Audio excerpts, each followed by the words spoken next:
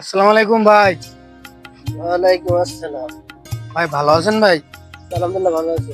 আগের বার তো আমার 10,000 টাকা দিলেন, তাই এবার যদি 5,000 টাকা আমার একটু দিতেন, খুব অভাবে আছি, তাহলে খুব একটু উপকার হইতো যদি 5,000 টাকা দিতেন। এর আগে 10,000 টাকা কর্জ দিয়ে মরার অভিনয় করে 5 বছর পর আদায় করেছি। ভাই দেশের যে অবস্থা দেখতেছি, দেশটা যদি ইসলামের হতো তাহলে মনে হয় দেশের এই করোনা রহিম ভাই, আসসালামু আলাইকুম ভাই। ওয়ালাইকুম আসসালাম। ভাই ভালো আছেন ভাই? হ্যাঁ ভাই ভালো আছি ভাই। আমি তো খুব অভাবে আছি, তা আমার 10,000 টাকা খুব প্রয়োজন, যদি আপনি দিতেন তাহলে খুব উপকার হতো। ভাই তাহলে আপনার প্রয়োজন যেহেতু, তাহলে আপনি কি করেন, আমি বাড়ি যান, আমি বিকালে আপনার কাছে টাকা পাঠিয়ে দিচ্ছি বাড়িতে।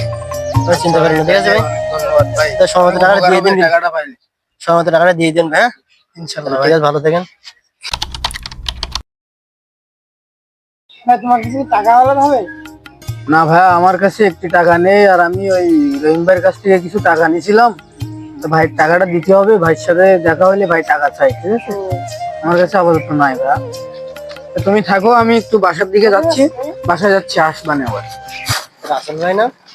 রাসেল ভাই, হাই ভাই। হাই, কোথায় আছেন ভাই? ভালো আছেন ভাই? আলহামদুলিল্লাহ ভালো আছি ভাই, আপনি কেমন আছেন? ভালো আছি ভাই।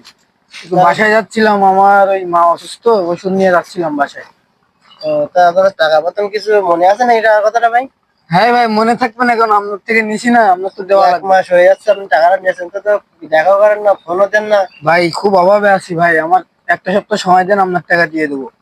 ঠিক আছে ভাই, তা টাকাটা দিয়ে দেন তুলো, তো আমি খুব অভাবের ভিতরে আছি ভাই। আচ্ছা ভাই ঠিক আছে, আমার বাসায় আসবেন। আচ্ছা ঠিক মনে আছে করি ভাই। আমার মাটা অসুস্থ, দেখে দেন। ঠিক আছে ভাই, টাকাটা দিয়ে দিলে খুশি হইব। ভালো লাগছে না কিছু, আমার টাকা নেই, পয়সা নেই।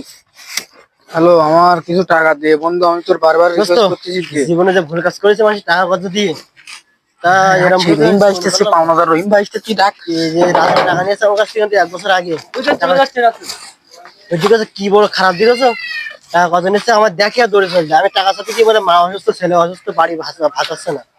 তাহলে এই সমস্ত মানুষের কাছে টাকা দিয়ে তাহলে চিন্তা করো কি বড় খারাপ না, তাহলে মানুষ উপকার করে এবং তাই বড় একটা ভুল কাজ করে ফেলেছে। বড় মানে একদম জীবন সবচেয়ে বড় ভুল কাজ এটা দোস্ত, আমি মানে টাকা কত দিয়ে সবচেয়ে বড় ভুল কাজ করেছে এটা। আমি কি করবো, জীবনে টাকা কত দেবো দোস্ত আমি? সে ভাই চলে গেছে, রহিম ভাই চলে গেছে। বাবা, ভাই যদি আজকে আমার দিক তো, ওই টাকা যে ভাই হোক আমার আজকে আদায় করে নিয়ে যেত, বাঁচলাম আজকে, জীবনের মতন বাঁচেছি। কি হলো ভাই, কি ভাবছো বাপ? রাস্তার কাছ তো 10,000 টাকা আদায় আদায় করতে পারলাম না। এখন আমি সব পথ অবলম্বন ছাড়ি দিয়ে তো আমি এখন এই শেষ পথে আইছি বাপ।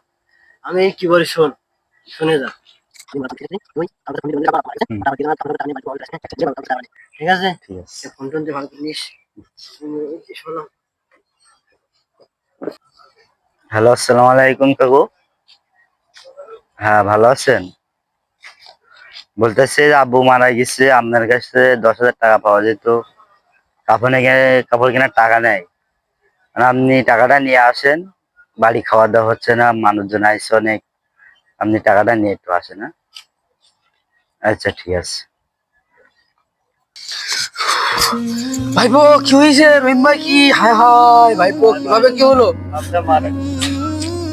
হায় হায় রে, এনাও বাপ, তোমার আব্বা কিছু টাকা পাইতো আমার কাছে, সেভাবে দাফন কাফন করা উতরালে একটু দেখে যাই ভাইটার একটু।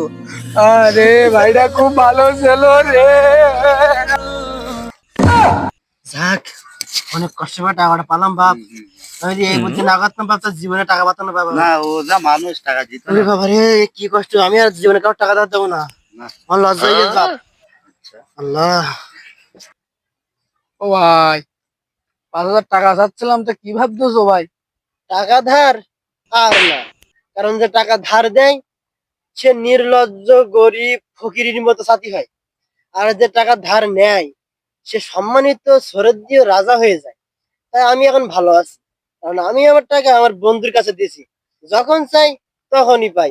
দোস্ত তুমি আইছো, ভালো হয়েছে। শোনো দোস্ত, তোমার কাছে টাকা আছে না আমার? হ্যাঁ আছে। 10,000 টাকা দাও দিন দোস্ত আমার। এখন তো হবে না দোস্ত।